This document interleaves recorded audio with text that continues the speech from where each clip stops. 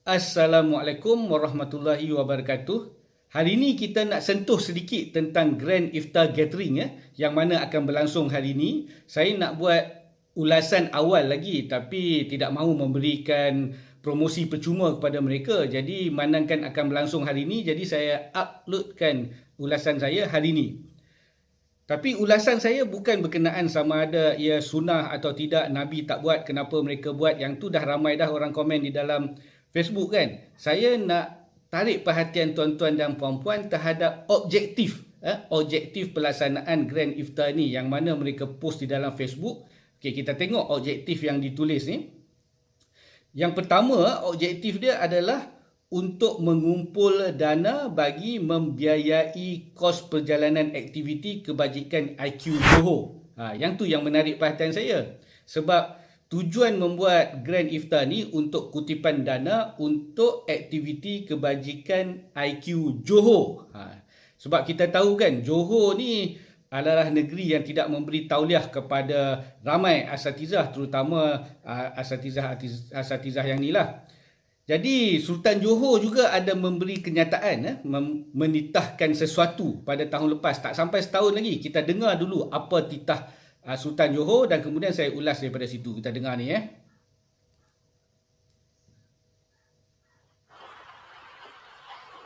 Saudara-saudari sekalian, saya ingin mengingatkan kepada pihak-pihak tertentu yang mempunyai pandangan berbeza supaya tidak mencampuri urusan agama di negeri Johor.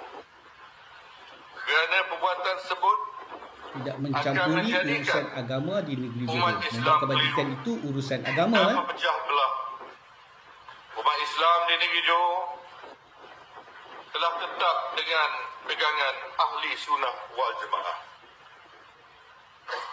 Semua negeri mempunyai majlis agama Islam masing-masing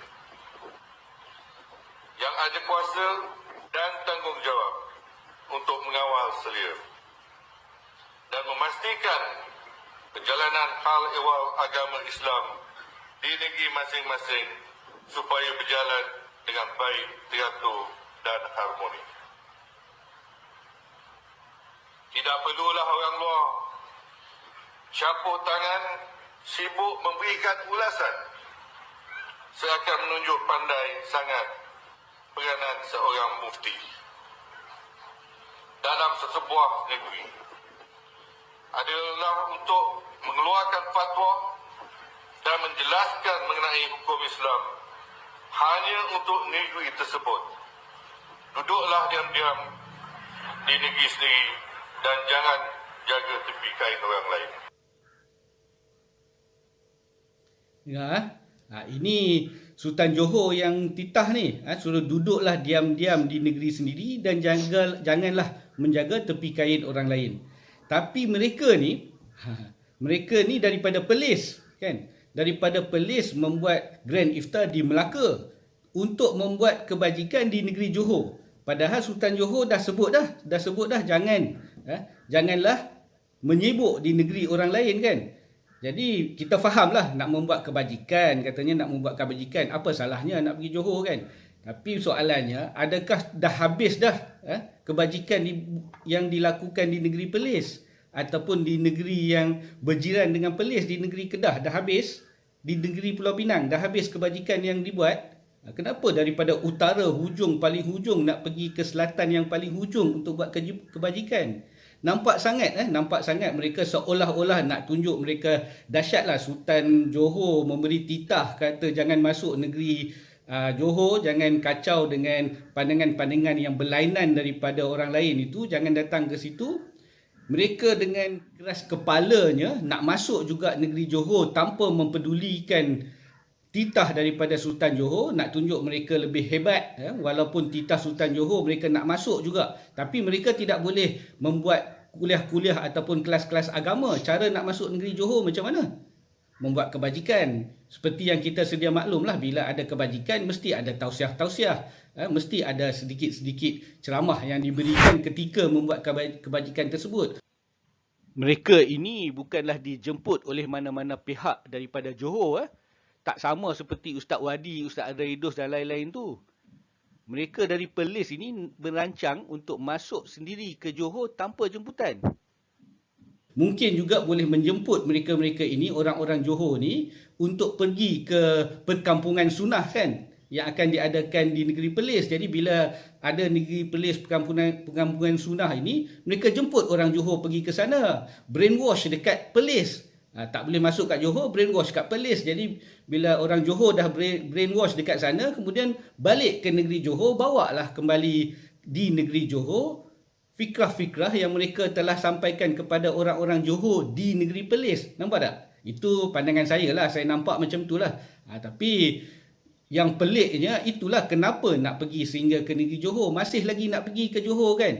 Walaupun Sultan Johor dah kata duduklah di negeri masing-masing, jangan jaga tepi kain orang lain. Tapi mereka tak peduli. Ini kita lihat bagaimana mereka ni, bagaimana pandangan mereka ni, seolah-olah negeri Johor tak ada orang untuk pergi membuat kebajikan, tidak ada orang agama di sana yang boleh membantu orang-orang di negeri Johor. Mereka kena pergi. Jauh ni mereka pergi ni kan. Tak cukup melalui media sosial dan sebagainya, mereka nak pergi sendiri ke sana kan. Macam negeri lain ini tak ada tempat dah untuk membuat kebajikan. Sultan Johor dah bagi titah tak sampai setahun pun mereka nak tunjuk kerasnya nak melawan. Saya nampak macam itulah kan. Jadi inilah kumpulan-kumpulan yang mana pada pandangan saya ingin memecah belahkan masyarakat kan. Sultan Johor sendiri pun dah bercakap dah masuk negeri sana untuk memecah belahkan pemikiran keharmonian negeri tersebut. Bukan saya cakap, Sultan Johor sendiri yang cakap. Jadi kenapa mereka nak pergi juga? Pada pandangan saya, perbuatan ini bukanlah perbuatan orang agama yang berhikmah. Orang agama yang berhikmah mereka akan menghormati titah daripada ulil amri. Jadi mereka akan pilih tempat-tempat lain tanpa nak tunjuk kata hebat. Ulil amri kata jangan, mereka nak masuk juga sebab kita tahu mereka ini di negeri Perlis, undang-undang tubuh negeri Perlis lain sedikit daripada undang-undang tubuh negeri di negeri-negeri yang lain. Jadi bila mereka masuk membawa apa yang mereka faham dari Perlis ke Johor, maka seperti yang Sultan Johor titahkanlah bahawa akan berlaku kekeliruan dan juga perpecahan. Sultan Johor dah cakap. Bila mereka nak buat juga, ia memang nampak sebagai sesuatu yang tak baik. Sesuatu yang boleh dikategorikan sebagai jahat juga sebab mengingkari perintah daripada ulil amri.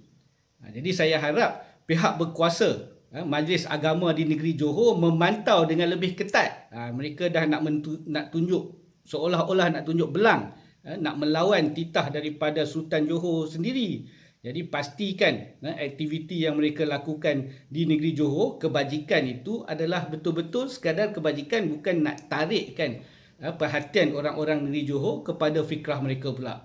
Okay, saya harap video ini sampai juga kepada Sultan Johor supaya Sultan Johor dapat menitahkan tindakan ataupun penguatkuasaan yang lebih keras terhadap apa yang akan mereka lakukan. Ini demi untuk mengelakkan perpecahan di kalangan umat Islam.